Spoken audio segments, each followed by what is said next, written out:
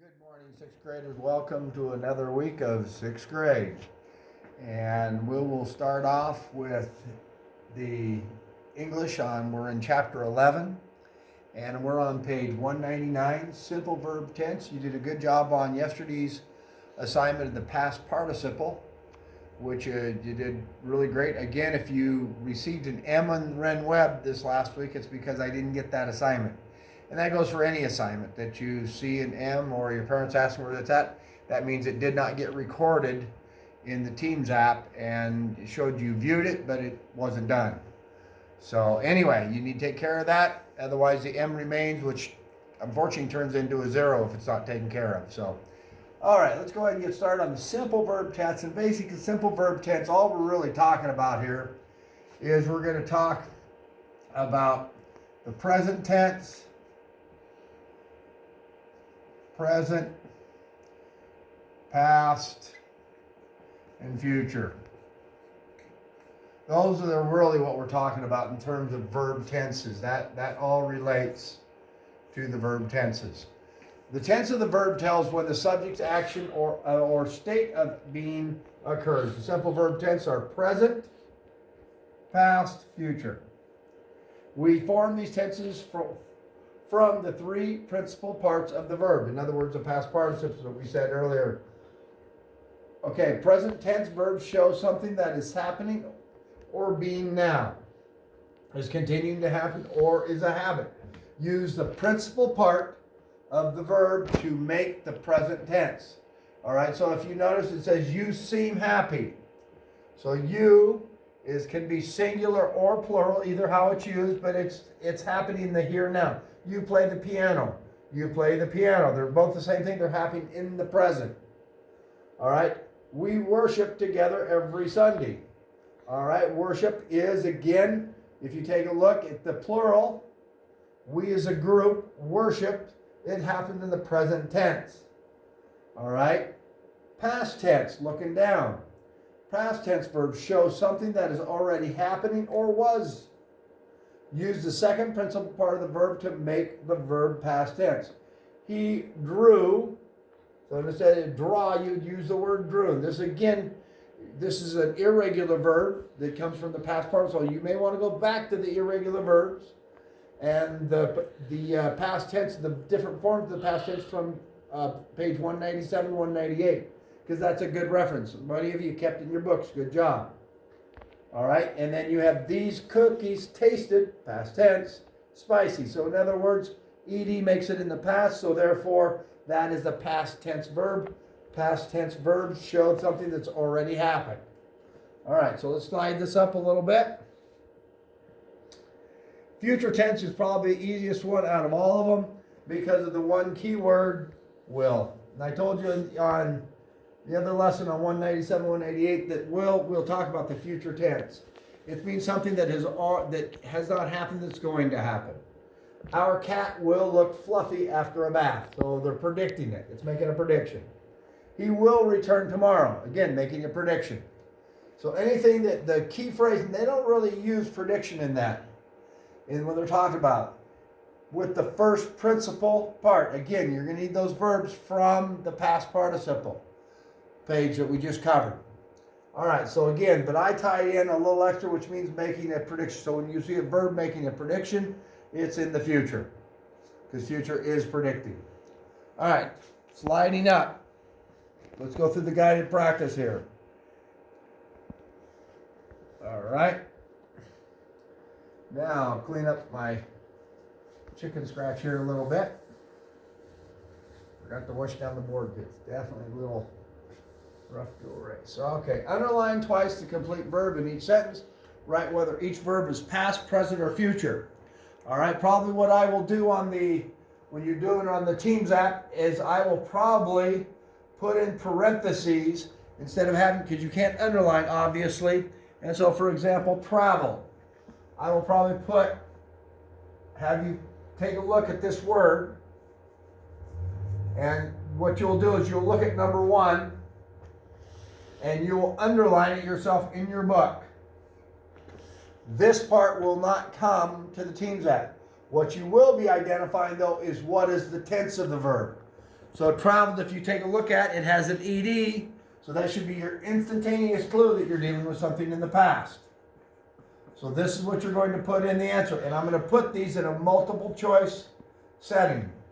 So I'm going to give you 3 choices. You will still do this in your book. So again, when you're doing your book part, this is part of your book. And again, if you notice I gave bonus points for book pages completed. If you didn't get it, you didn't get the bonus points. So again, next part, travel seems much easier today. All right, so we're looking at, when you're looking at the verb on the whole side of it, seems. All right, we added the plural form, which is at the top. If you look back up to in plural present, in the present, so that means we have the word present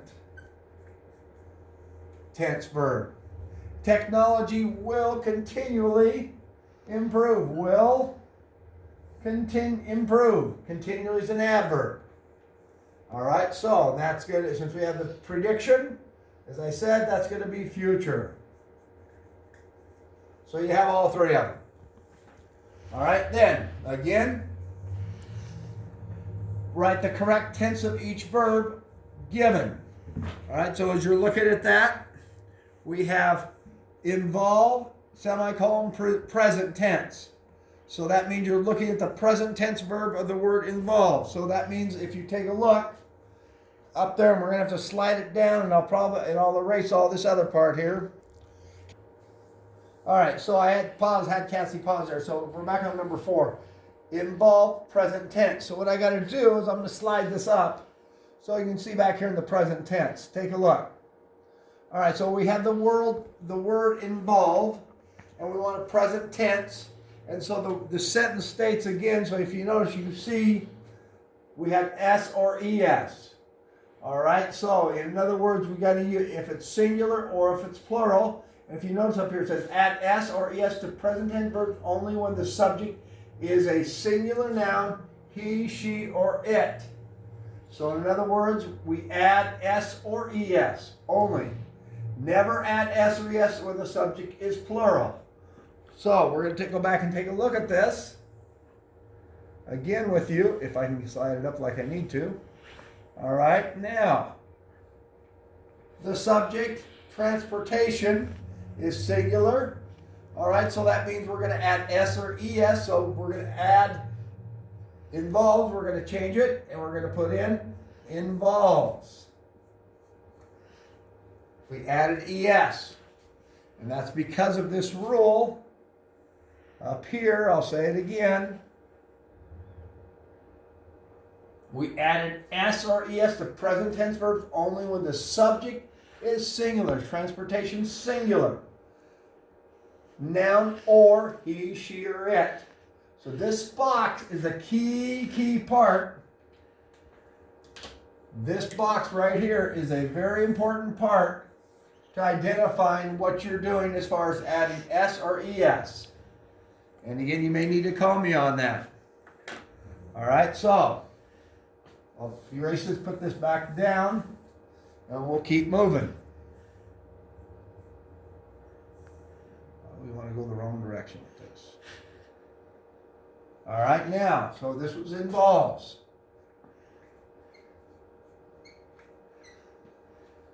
All right, now, number 5. It states on number 5, we have transportation influence. We're using present tense again, so that means if we look at the subject, it's singular. So that means we already have the E here for influence, so we're going to have the word influences our way of life. Now be careful on the next one. The subject, roads, is plural. So the word plural, so that means, and then also take a look, you got to ask yourself, future tense, so we know we're going to have will affect. And again, make sure you're spelling when you're filling the blank, because this is what I'll be doing, is you'll have to fill in the blank. Spelling counts as well as making sure the word's correct. So right now, this would be worth 3 points. 1 point for spelling, 1 point for the word will, 1 point for the word affect. Okay, dependable vehicles. We have the plural subject already. So we have on there dependable vehicles, the word help, and we need to make it past tense, that's what it says, so we're having the word helped our troops. Okay, now, that is what's going to happen on this assignment. With that, again, pay attention to that plural, because that's the only part I can see that might give you a little grief. And that is, I'm going to slide this back up as kind of a little recap review for you. You can see where you're adding S or ES. This box you need to mark, highlight, whatever in your book, so it draws your attention to it. Make sure you're familiar with that.